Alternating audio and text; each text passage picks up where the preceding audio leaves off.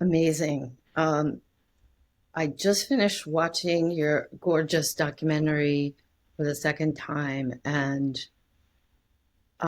it's such an elegant, moving, beautifully told story of an era that that we all, that we keep returning to over and over for storytelling. And what's so remarkable about your film, I mean, the premise is kind of extraordinary, and the fact that it's you walked this tightrope of telling your story because it's your family story, and yet there was also a sense, somehow also a sense of objectivity. I don't know how you pulled that off. It was beautiful. I know you have a dance background and a theater background, and all of that came into play um, in your documentary Unbroken, and I'm excited to be talking to you about it. And I emailed you that I had so many questions after I saw it. I, Um, oh, thank you, Shira. It's so much fun having this conversation with you in particular, because I think that in addition to the response that I had to your film last year, the performance, and then I actually got to see you in person at the Museum of Tolerance after your beautiful right. screening.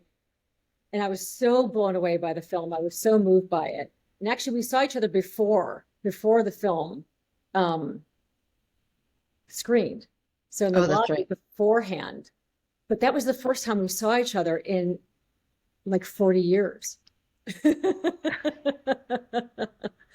And I love that our shared Don't say how history. many. That was I know I shouldn't age us, but but we have a shared history that is so rooted and steeped in theater and movement and dance, and that, I mean, your film was so epic to me on so many levels that oh, thank I think that having that's why this conversation just means so much to me, because your parents also meant so much to me.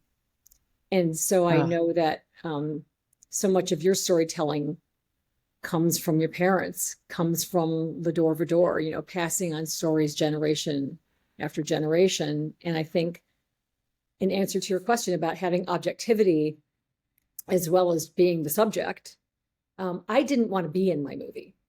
I was like, absolutely not going to be in it. And a professor of mine at UCLA, a woman named Kathy Wang, insisted that I put myself in the movie. And I was like, no, no, no, no. But she convinced me. And actually, it made it easier. It actually made it much, much easier to direct the film once I was in it. And then I think the other piece that's about great.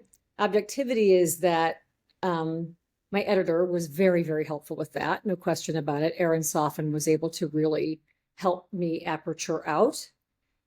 But even to this day, we refer to the character of Beth as Beth. I don't have conversations with my team and say me or I. It's Beth.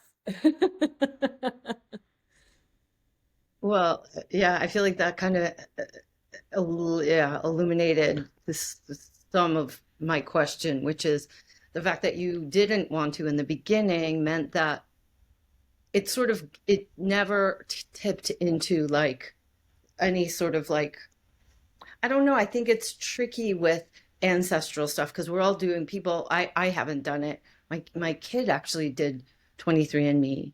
Mm. Um, and but everyone's having these kind of, not everyone, but people are having incredible stories from 23andMe, and people's stories are always interesting. But I think it also can sometimes, this is your first film that you made. It could have easily tipped it over into like, it's about me and my family and my story. And Mm. I think that level of like universality, objectivity, curiosity, you had this great curiosity going into it that wasn't all about you specifically. And I think that was, yeah, just your pure curiosity. And I think it did help that you didn't originally want to be in your movie. And I understand that impulse really. Hmm. Um, Thank you for seeing that. I think I was very concerned about it being a vanity piece or being performative. And I think Yeah, it a wasn't little bit of what, performative. It wasn't. yeah. Well, thank you. Thank you. I think what helped is I had been trying to write about my birth grandmother, Lena, a few different times. I had written a one-person play called The Groaning Board. Then I wrote a Oh, multi-person play that was still called The Groaning Board. And then I think I have gone back and I have written a one-woman play now called Lena.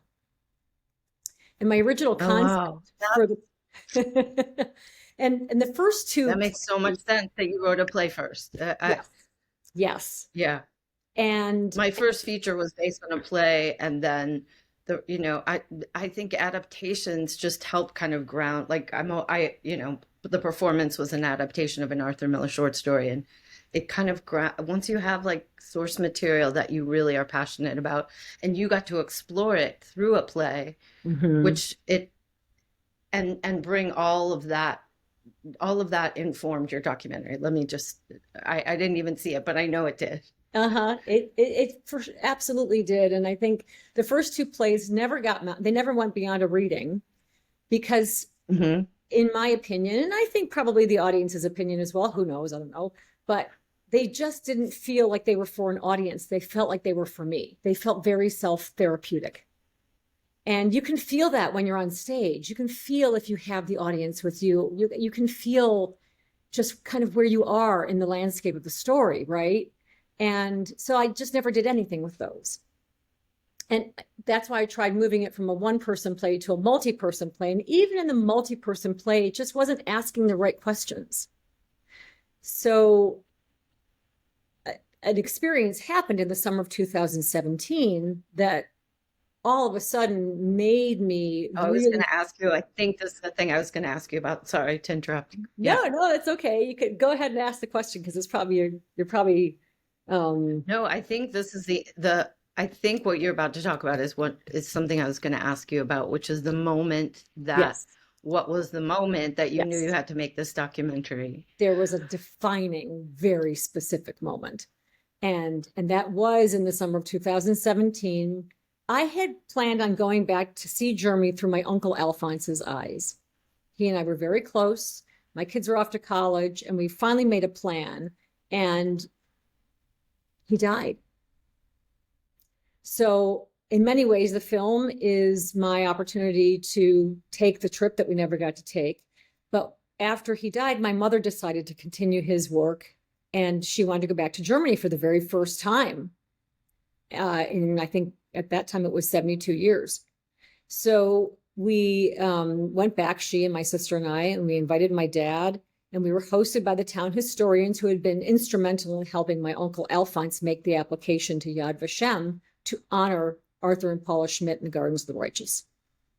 And we met them, they hosted us, they had a surprise for us. They invited a descendant of Arthur Schmidt to come and meet us. And that was a mic drop moment. And it was also literally looking to my left, looking to my right, and saying, where's the film crew? Where are they? This is insane.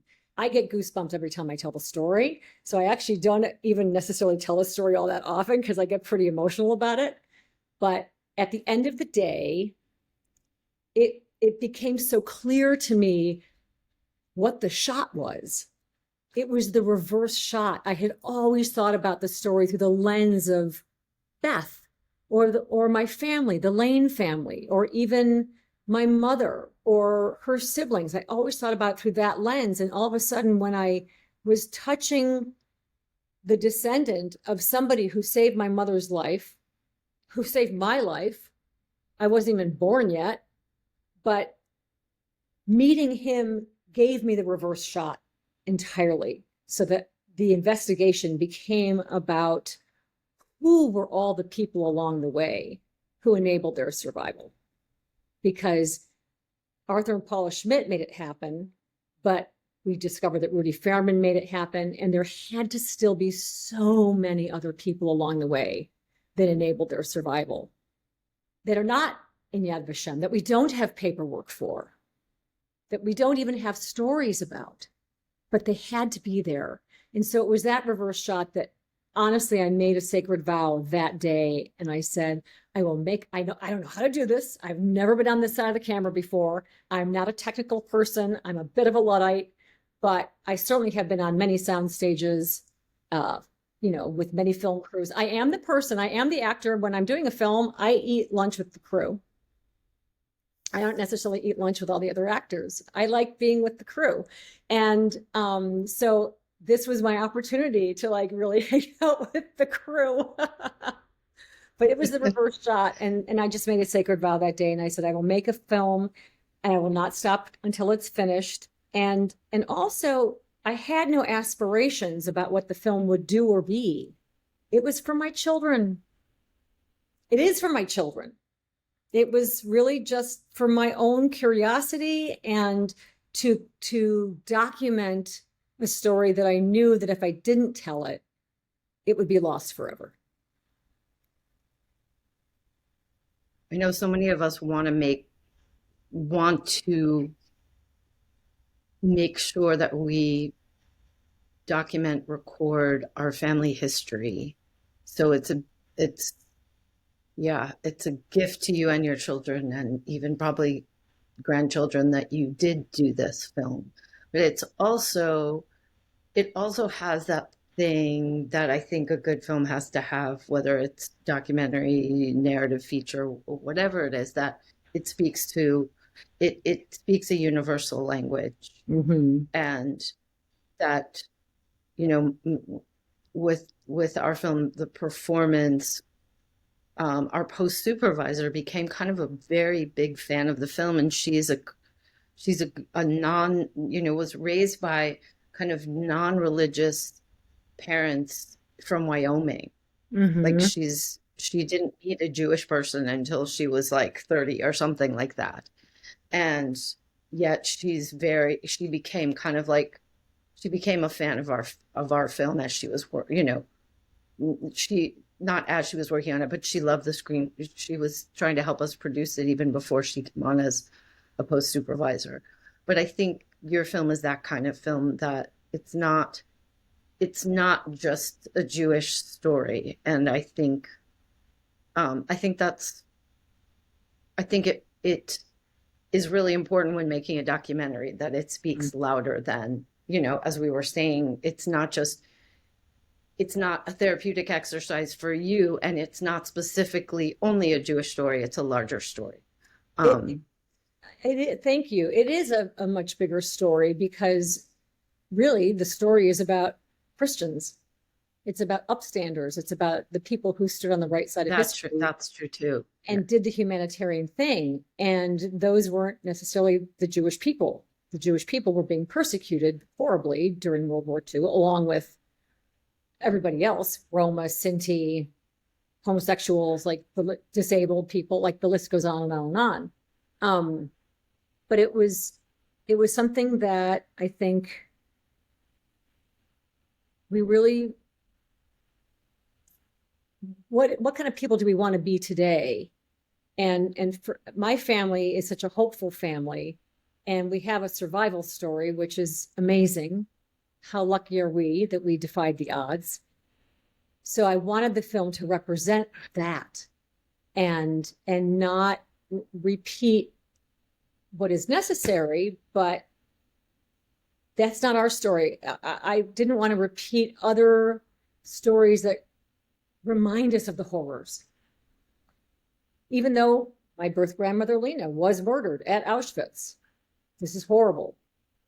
But overall, the Weber family has survived and thrived. I know, that's... Yeah.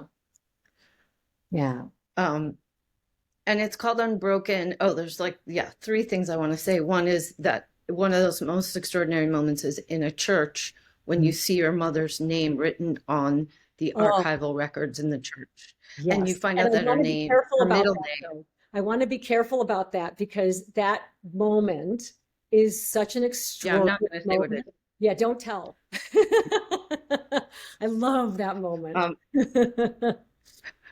Yeah, I know. I want to figure out a way to be specific without giving away sure, detail. Yeah, sure. that's a beautiful moment. And I also love the fact that you ask people and at different times in the film, would they have done what the Schmidts did? Hmm. And it's funny when you told that story of meeting the grandson, I thought you had met the grandson of the mayor who you did meet in the film. Yes. But it was not. The moment that you decided to make the film was actually um, the grandson of the Schmidts, who were the people who ran the farm where the seven siblings, your mother being the youngest, were being hidden and lived until the end of the war. Sure. I mean, I think one of my my favorite, well, I know it's my sister's favorite moment is when I do meet Rudy Fairman III, because it is such a discovery in the moment. And as an actress yourself, like all that matters is that the audience gets to discover things in the moment with you, which means we have to discover things in the moment no matter what. And if it's not The truthful, best, yeah. nobody comes along with you, right? And so I'm sure if I had had a producer other than myself producing this film, I would have been there every nightmare, because I didn't plan things, because I intentionally wanted to surprise myself. I intentionally wanted to discover things in the moment. And it was a bit of a Mr. Toad's Wild Ride filming, because we were Yeah. quite literally doing reconnaissance and filming and location scouting all at the same time. And so going back to that scene at the Catholic Church in Berlin, where we make that discovery of Mom's name in the book, that was our 12th location on our first reconnaissance day of shooting. Can you imagine? That was our 12th location of the day. And then we discovered that. That's amazing. And the first, Amazing. And that's what a good documentary will do, is just allowing, I mean, any good film, I think you have to allow for discoveries. To me, those are the best. But Mhm. in a documentary, it's like it's all being invented as you go. Yeah, yeah, And in this case, I was thinking that you have this extraordinary premise. And it's seven siblings who survived, the only known seven Jewish siblings to survive the war in Germany, living as German Jews, to survive intact. yes. And what's also interesting to me, sadly, in our era, is that, oh, I don't want to say too much, but there are things that happen in the US when they do get to the US Yeah. that are that pull them apart Mhm. in a way that reminded me of when my daughter asked me, probably she was like, I don't know, she may have been as young as 14, as old as 16. Probably she was around 14.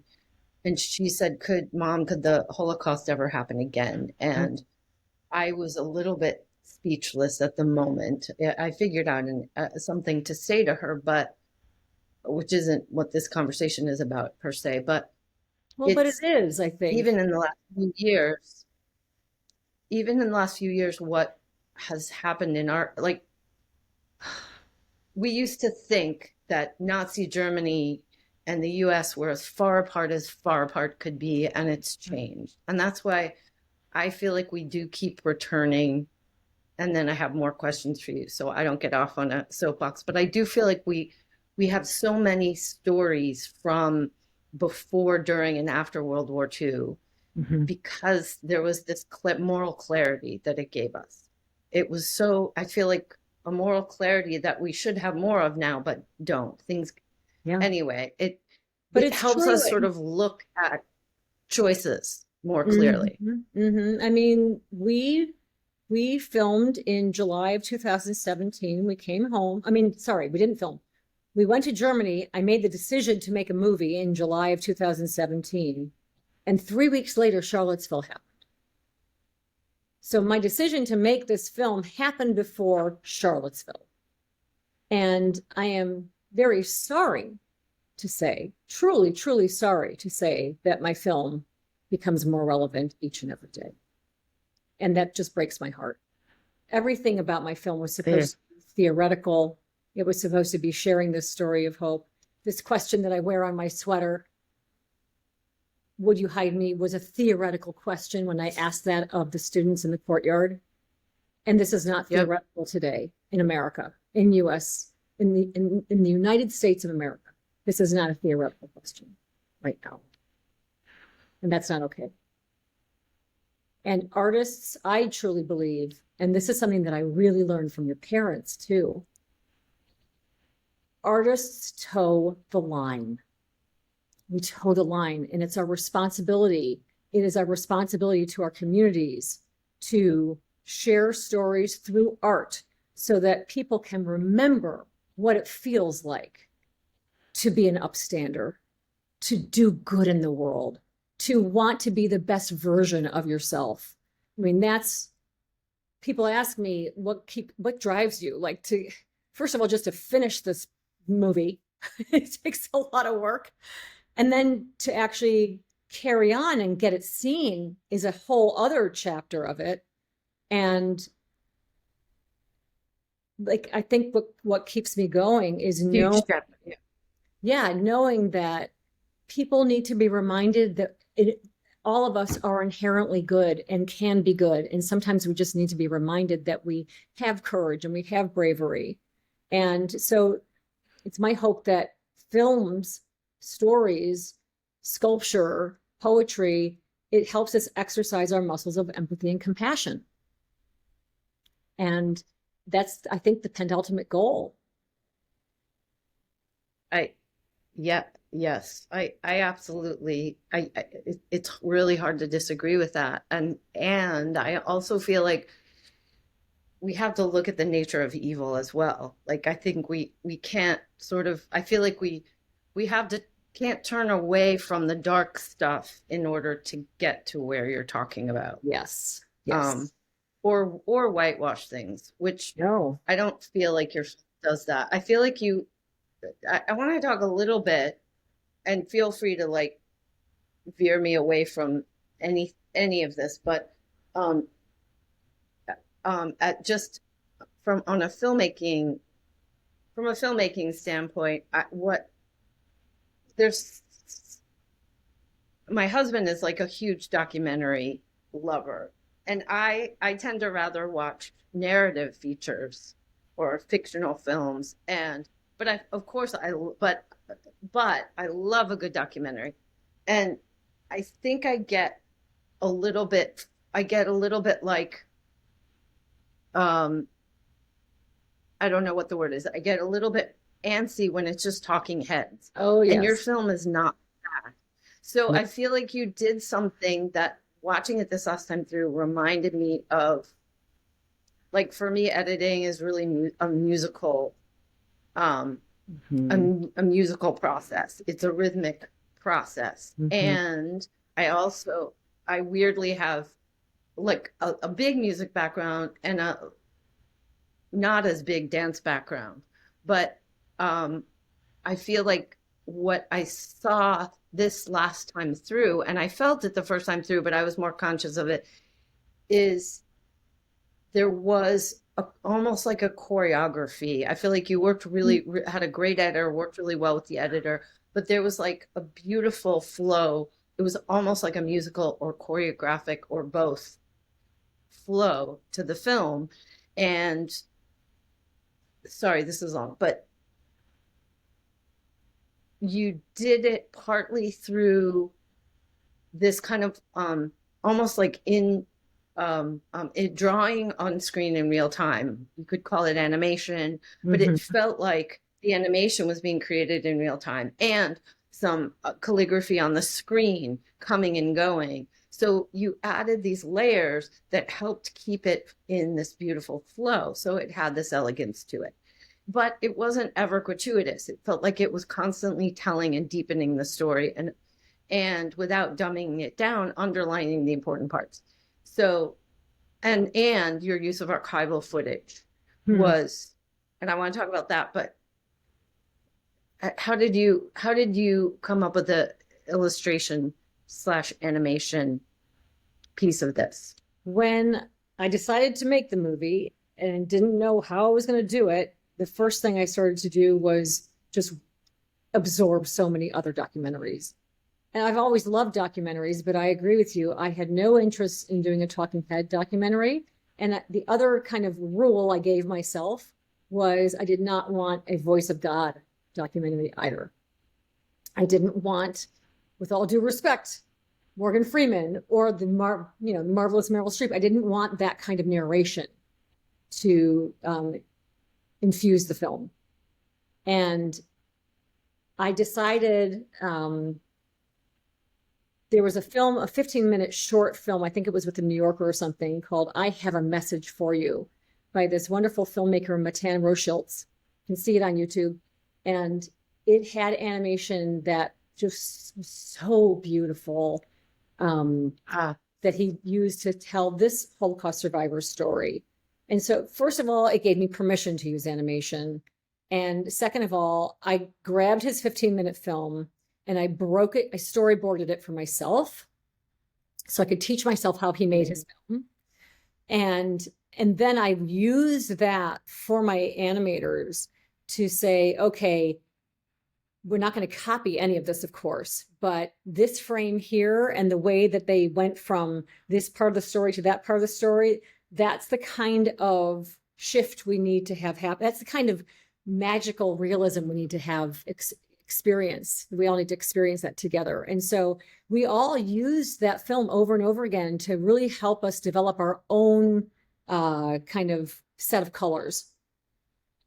And that was really a very difficult process, but a very fun process. And I had the extraordinary gift of having some consultants come on and really help me develop the toolkit.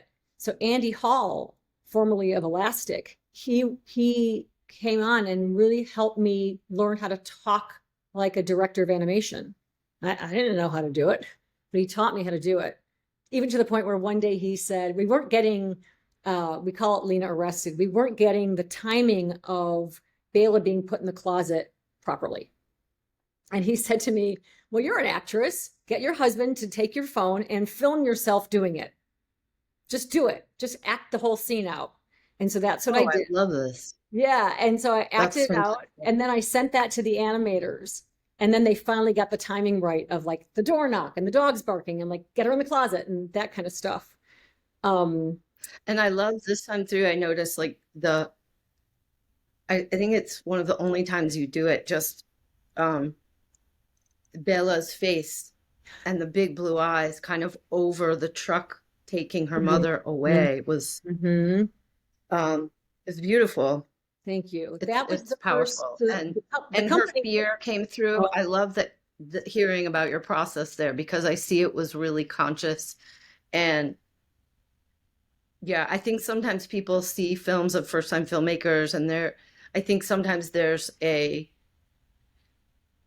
suspicion like, oh, someone else stepped in and made oh, decisions and whatever. But this had a very strong directorial hand, and it's cool to hear how you did it thank and you. and I love that because I love the idea that you, you, it's all about necessity, that your process can shift doing a scene. Your process doing one scene could be totally different doing another scene Yep. because you need to get where you need to get to where you need to go, and it requires different tools, and that's so cool. Thank you. And Yeah. also your archival footage is also was really interesting to me because with our film, which is fictional, there were many years of us trying to get the film made, and it was a weird gift that I knew we would have an indie budget, and so I was trying to figure out creative ways to to do a period piece. Like, to do a period indie film is very tricky. So in trying to prepare for that, I watched a lot of films with archival footage that didn't work, films from that period that used like, the train cars, etc., in a way that felt like they were trying to fill a gap, that they Mm. didn't have that footage. It was too hard to, whatever. They were skimping, maybe. It felt like they were using archival footage in a way that was filling a gap rather than organically really being a choice. And so I Mhm. remember sitting down with the editor Hank Corwin, who I'm a huge fan of, and I was like, can I use archival footage? Can I um, create the period element and use a bit of a collage kind of feel? And he just said, well, you have to. He's like, of course, that's what you have. Like, Yeah. it was a sense of like, he gave me creative permission to do that. Anyway, my point about your film is that I looked through so much archival footage, so much, and there's not that much of it from that period. No, there isn't. And I really thought every bit of archival footage you use was carefully chosen. And I even saw some stuff that this is how little there is, that I saw a couple of shots that I was like, I know I've seen that. Mm-hmm. Mm-hmm. Um, Right. I loved how the film started. Just Mm. it opening images are really important to me, and it was just kind of like it had that quality. Like, I always used to say, I need to I want to use found footage. And I kept using that term, not really even knowing if not really even using it correctly. But the kind of footage, I think, when I think of found footage, is something that's just kind of very grainy and emotional and just makes you feel like you're kind of there. And it also has almost like contradictory, a very real and a very painterly quality at the same time. And the feeling of just the sea, the gray, grainy ocean that you then Mm. see the boat. It was, yeah, it just had this very simple, beautiful beginning. Um, and a great, like, you also jumped back and forth in time in a way that it, again, that was part of the great flow of the film, that you did it sort of effortlessly. Like, one example is you had an I don't remember if it was the Alphonse narrator or the voice of Alphonse. Um, you just hear the line, the two eldest have already passed away. And then you cut to Ruth right away saying, oh, stop, you're awakening the dead, looking at pictures.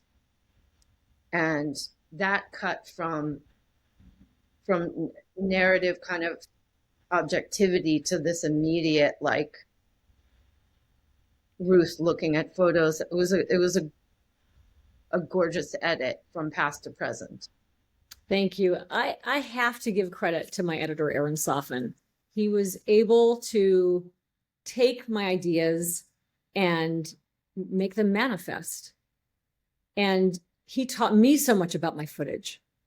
He taught me so much about my story. And our collaboration, I can't even imagine making a film with anybody else. I hope I do, but I hope I get to work with Aaron again, because it was a dance. It felt like a waltz. And in the way that he would posit questions to me so that I would have to unearth what exactly was I trying to say. And then he would present choices, of course, and then I would get to pick. I mean, it was kind of like being in a shoe store. Oh, I'll take that pair. Working with him was so much fun. He made it so much fun. And I think his sensibility, and we also had many editors at different phases of the whole process. The first editor I knew was not going to be the lead editor. She was brought on to really comb through 200 hours of footage with me and help me create scene selects. And then she helped me put together our first assembly, Hanadi Elian, beautiful filmmaker in her own right. And then she knew that she was going to be leaving in June because she was moving across the country. And then I found another editor, Dina Gutman. And Dina was really responsible for helping me find a lot of the archival footage, the initial stages of archival. And of course, it changed by the time Aaron came on, but Dina did a killer first pass in finding all of our archival, and also did a killer job of creating the first, second, third rough cut. I don't even know how many rough cuts we had. And then she had to tap out and go to a different film, because this is where I think coming in as a first-time filmmaker, I had such an idealistic view of, oh, I'll be done with this in 2 years. No. And people need to move on and take other jobs. And, I won't even tell you how many editors I had on my first feature. But I feel so blessed. It was all for the best. Yes, all for the best. And I learned a lot about working with editors, and it's an incredible, like, symbiotic relationship. And one thing that was key is our associate editor was there from first to last. Leah Leonard was someone that Hanadi Elian brought on. That's amazing. I kept on through Dina Gutman, and of course kept on through Aaron Soffin. And it's so funny, when we were doing some scratch voiceover, it was Leah's dad who did it for us, just so we could have a male voice doing something for us. And so that was really fun. And it's not the voice you hear in the film now, but it was very great to have the glue of Leah Leonard in terms of knowing where to find stuff. Oh my goodness. And creating and building things. And then we had Natalie Tapino come in, and Natalie, for example, has cut our very first trailer that was Post-it notes. The Post-it note scene is still in the scene. Natalie Tapino cut that. And then she came on and did more of the graphics and things like the whole newspaper sequence Natalie built. But she then edited our first official trailer. And then today, as a matter of fact, we dropped our FYC trailer, which is very exciting that happened today. And so Natalie worked on that. She made that Amazing. As well. Yeah. So many different editors. Mm-hmm. But Aaron Soffin is, oh my goodness. I share everything about this film with Aaron. I really do. Yeah, people don't understand how much of a collaboration making a film is. Yes. And yeah, I wanted to ask you another question that's kind of, I think, emotionally close to both of us. I mean, we knew each other years ago in Chicago, and through my parents had a theater called the Piven Theater Workshop. It's still 50 years later, both my parents have passed away, but the theater still exists. And we knew each other in high school and middle school. But yeah. And yes. And you reminded me of Interlaken as well, which was right. An amazing thing to remember, because I didn't remember at first. But I wanted to talk about the Chicago of it all without giving anything away. Like, sure, it's kind of extraordinary that, like, I knew you in Chicago, and then seeing your film and knowing that is where these 7 siblings ended up in Chicago.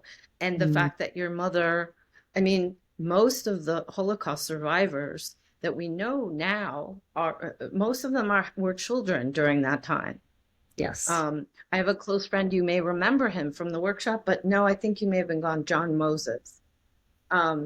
His parents are survivors, but they were children during the Holocaust.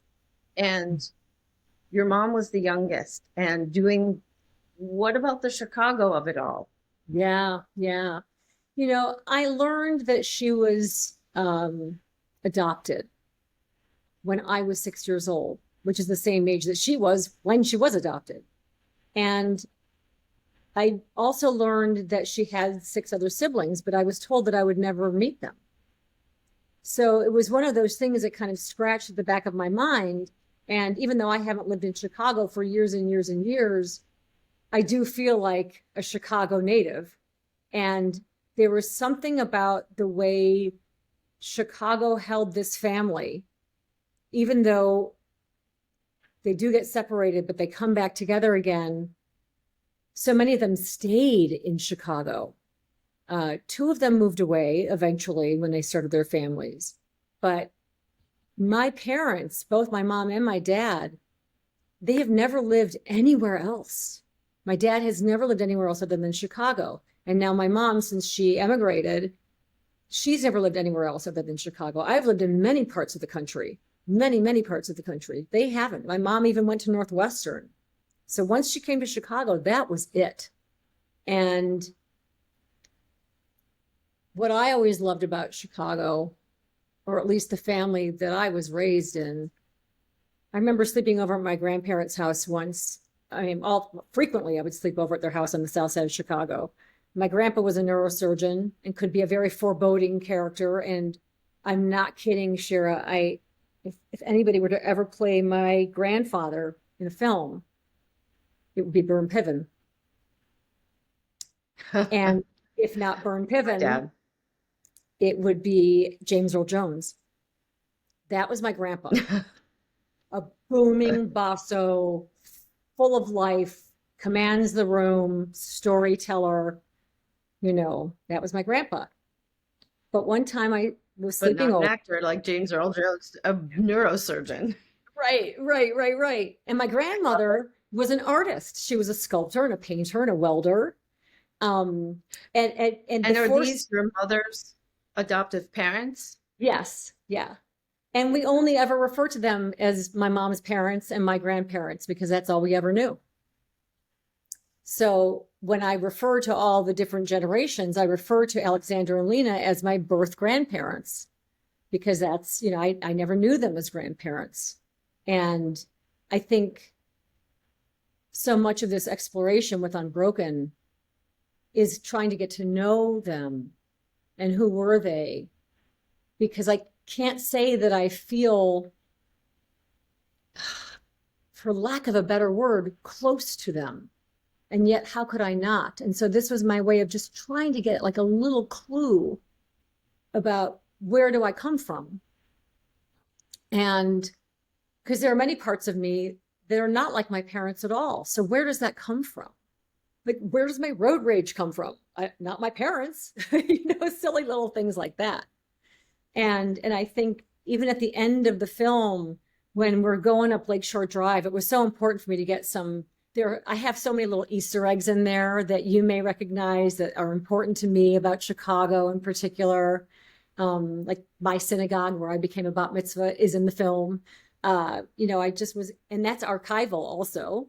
Not even when I landed on that and it was archival, I was like, well, I've got to find a place for that shot.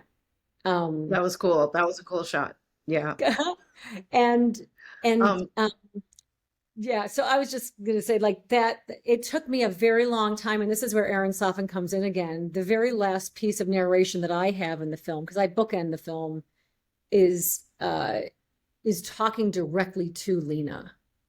And it was so hard to write. It was very, very, very difficult to write that because I think, what do they say? You can write a novel in 12 weeks, but it takes 2 years to write a haiku. So, or whatever the expression is. And it was very, very difficult for me to write those. I think it's 4 lines, maybe it's 3 lines or something. I've journals and journals and journals of just that piece of text, trying to get it right. no, I understand.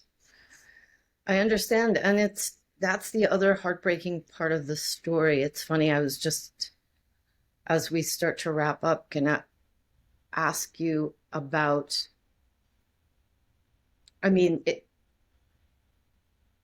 you say it in the film, well, 2 things. You say it in the film that these are the only known 7 siblings to survive, Jewish siblings to survive having lived in Nazi Germany. And they were evidently registered together, survived together, intact. And they were also registered to go to Auschwitz at one point. Mm-hmm. And it's, I wondered how you discovered that part of it. And especially not growing up, not knowing anything about your mother's siblings. Right, right, right. I mean, there in 1994, the United States Holocaust Memorial Museum opened, and my uncle Alphonse was living in Maryland, and he decided to go to the museum within the first month or so of the opening. You start at the top, as Oh, you do, wow. and you work your way down to the bottom, and he came face to face with a photograph of himself. So that was the beginning of his research. I'm sure they knew in 1946 because they were on the cover of so many newspapers. They had to have That's known right. There was, that they were unique, because not only are they the only family of 7 Jewish siblings known to have survived together intact, but also to have emigrated together. And that's why their photograph hangs in the last gallery of the museum, because it is so notable. And it's not all by itself. It's in a gallery of many other photographs of refugees coming over. But it's something that, given what we know is happening today on our own soil, it does keep me working and moving. And I went recently to Washington, D.C. to attend the Chamber of Commerce's National Civics Bee.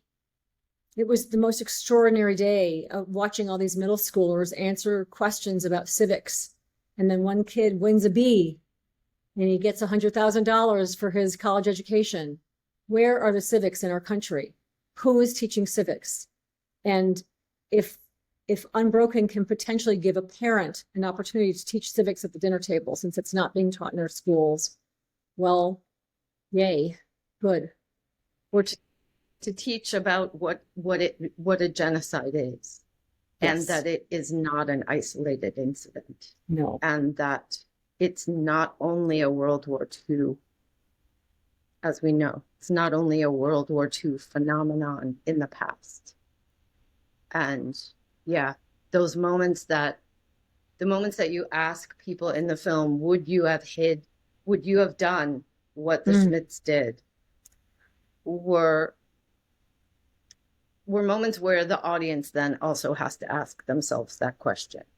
And movies like yours can be, yes, it is hopeful, and there's a lot of hope, and it's very confronting at the same time. Well, I think these are questions that sadly we have to ask, not theoretically right now, but quite honestly and earnestly. And I think the question beyond the question is, what are we going to do about this question? Why are we asking it? Why should anyone ever have to ask the question, would you hide me? Why should any human ever have to be hidden from any other human? Human beings are equal, all race, color, creed, faith, you name it. And it will continue to perplex me until the day I die, why anyone thinks that another human being doesn't have the right to live. Amen. So, well, thank you. Thanks for having this conversation. Thank you. I still have more questions, but we've gone way over time, and I love talking to you. I know we have, but I think it's just, I'm excited for people more and more people to see your movie. Thank you, Shira, and thank you for walking into my life again at a time when I think we both are exploring similar questions. Again, I feel like the performance is also a very universal, evergreen film that people need to absorb and understand, because this question of choice, this moral clarity, what kinds of decisions do we make as human beings? These are the questions that I think we're both asking in different ways, but it's the same question. And, kudos, of course, to Arthur Miller, but really the work that you and your brother did to pull off a period piece, an epic period piece, it's really an honor to be in conversation with you today. Thank you. With tap dancing. Yeah. Well, thank you. Likewise. We'll see you at the movies.